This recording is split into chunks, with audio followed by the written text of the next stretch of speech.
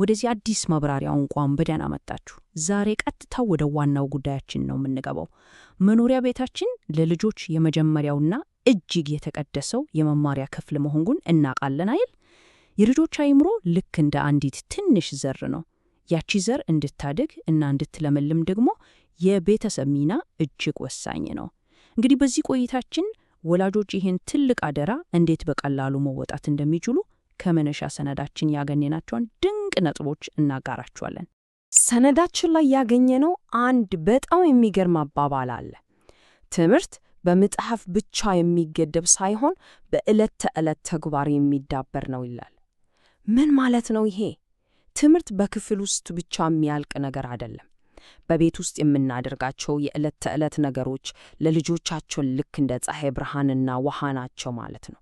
በጣም ቀላል የሚመስሉ የዕለት ተዕለት ኑሮቻችን የትምህርታቸው አካል መሆን አለባቸው። እሺ፣ አሁን ወደ መጀመሪያው ምዕራፍ እንለፍ። የትምህርት ዝግጁነት ማለትም ለጀማሪዎች የመማር መሰረት ስለመጣል እናወራለን። በዚህ የዕድሜ ክልል ዋነኛው ግባችን ምንድን ነው? ልጆች ትምህርት የመጀመሪያን ፍርሃት እንዲያስወግዱ ማድረግ ነው። ልጆች ለመጀመሪያ ጊዜ ከቤታቸው ወጥተው ወደ ትምህርት ቤት ሲሄዱ መደናገጣቸው አይቀርም። ፍርሃት ሊሰማቸው ይችላል። ስለዚህ ወላጆች ከልጆቻችሁ ጎን በመሆን አብራቻቸው በመጓዝና ዘወትር በማጽናናት ይህን አዲስ ምዕራፍ በደስታ እንዲቀበሉት ልትረዷቸው ይገባል። ከዚህ ጋር ተያይዞ ደግሞ ትናንሽ የሚመስሉ ግን በጣም ትልቅ ትርጉም ያላቸው ተግባራት አሉ። ለምሳሌ ልጆች እርሳስ መያዝ ሲለማመዱ ከጎናቸው መሆን፣ እንዲሁም ደብተራቸው ላይ የወላጅ ፊርማ በሚለው ቦታ ላይ መፈረም ምን ያህል ወሳኝ መሰላችሁ? ይህ ተግባር በትምህርት ቤትና በቤት መካከል ጠንካራ ድልድይ ይፈጥራል።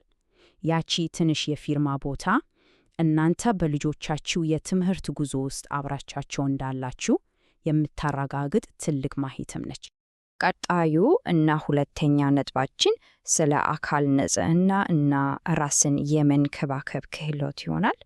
እንግዲህ ራስን መንከባከብን ለልጆች ማስተማር የቤተሰብ ቅዱስ ኃላፊነት ነው። የአካል ክፍሎችን ስም ማሳወቅ፣ የጥርስ አፋፋቅን እና የእጅ አስተጣጠብን ማለማመድ ጤናማነታቸውን ከመጠበቅም አልፎ የልጆችን የዕለት ተዕለት የትምህርት ክፍል ነው የሚሆነው። የኃላፊነት ስሜትም እንዲሰማቸው ያደርጋል። ነገሮችን እንዴት ወደ እውነታ ህይወት መቀየር እንደምንችል እስቲኒ በመጽሐፍ ላይ የጥርስ ብሩሽን አቅለም የሚል ቀላል ተግባር ሊኖር ይችላል አደል? ታዲያ ቤተሰቦች ይህንን ተግባር በአንድ ላይ ሆኖ ጥርሳቸውን እያሳዩ እና እየቦረሹ ወደ እውነታ ህይወት ትምህርት ሊቀይሩት ይችላሉ። ትምህርት ወደ ተግባር ሲቀየር በልጆች አእምሮ ውስጥ ለዘላለም ተከርቶ ነው የሚቀረው። ወደ ሶስተኛው ክፍላችን ስናልፍ ስለ ልብ ጥበብ እናወራለን። ይህም ስሜትን መለየትና ማስተናገድ ማለት ነው። የቶኒታ ማህበራዊ ዕውቀት ከየት ነው የሚጀምረው? ታዳጊዎች ደስታ፣ ንዴት ወይም ሐዘን ሲሰማቸው ያለምንም ፍርሃት እንዲገልጹ ቤተሰብ ሲያበረታታቸው ነው። የልጆችን ስሜት መቀበል እና ዕውቅና መስጠት ለጤናማ ስነ ልቦናዊ እድገታቸው እጅግ በጣም ወሳኝ የሆነ መሰረት ነው። ታዲያ ወላጆች ይሄንን እንዴት በተግባር ማዋል ይችላሉ? በጣም ቀላል ነው። በመጽሐፍት ውስጥ ያሉትን እንደ መደሰት፣ መናደድና ማዘን ያሉ ምስሎችን ተጠቅማችሁ ልጅ ውስጣዊ ስሜቱን ከውጫዊ ገጽታው ጋር እንዲያዛምድ መርዳት ትችላላችሁ። ይሄ ደግሞ ጥልቅ የሆነ የመረዳት አቅምን እና ለሌሎች ሰዎች ስሜት ጥንቃቄ ማድረግን ባህሪ በልጆች ውስጥ በሚገባ ይገነባል። አራተኛው ምዕራፋችን ቃላትና ቁጥሮች የቋንቋና የቁጥር እድገት ይሆናል። በትምህርት ቤት ከሚሰጡ የጎደሉ ፊደላትን የመሙላት ስራዎች እና በቤት ውስጥ ካለው የቤተሰብ የንባብ ጊዜ ጋር በጣም ውብ የሆነ ትስስር አለ። አስቡት፣ ወላጆች ወይም ታላላቆች ከልጆች ጋር ቁጭ ብለው በማንበብ ፍንጭ ሲሰጧቸው የልጆቹን የማሰብ አቅም ከማነቃቃት አልፎ የጠበቀና ሞቅ ያለ የቤተሰብ ግንኙነትን ነው የሚፈጥሩት። አያችሁ አይደል? ቤትን ወደ ሕያው የመማሪያ ክፍል መቀየር በጣም ቀላል ነገር ነው። ለምሳሌ የቤት ውስጥ ዕቃዎችን አብሮ መቆጠር ወይም ደግሞ ቁጥር 1 ብሎ ሲጽፉ በፊደልም እንዲጽፉት ማብረታታት።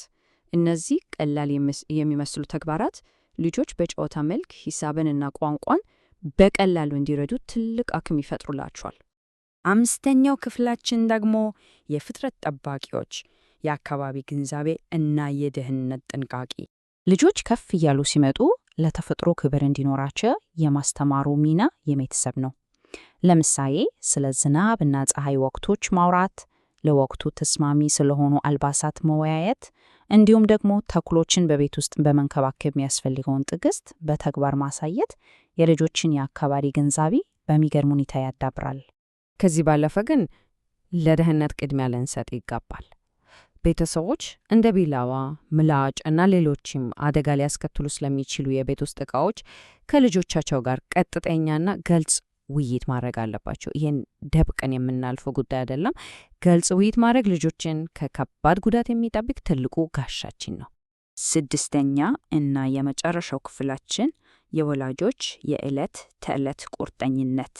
ለጀማሪ ተማሪዎች በቀን ከ15 እስከ 20 ደቂቃ የሚሆን አጭር የጥናት ጊዜ መመደብ በሰነዳችን ላይ በጥብቅ የሚከመከራል።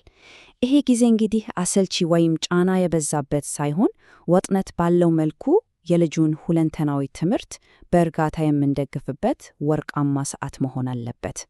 እንግዲህ ዋናውና መሰረታዊው ነጥብ እዚህ ላይ ነው። ይሄ የዕለት ተዕለት የጥናት ጊዜ ጠበቅና አስገዳጅ መሆን የለበትም በፍጹም። ልጆች በጨዋታ እና በደስታ ነው መማር ያለባቸው። ማስታወሻ ደብተር ላይ መፈረም የትልቁና የህያው የተሳተፈው ጉዞ መጀመሪያ እንጂ የኃላፊነት ማብቂያ አይደለም።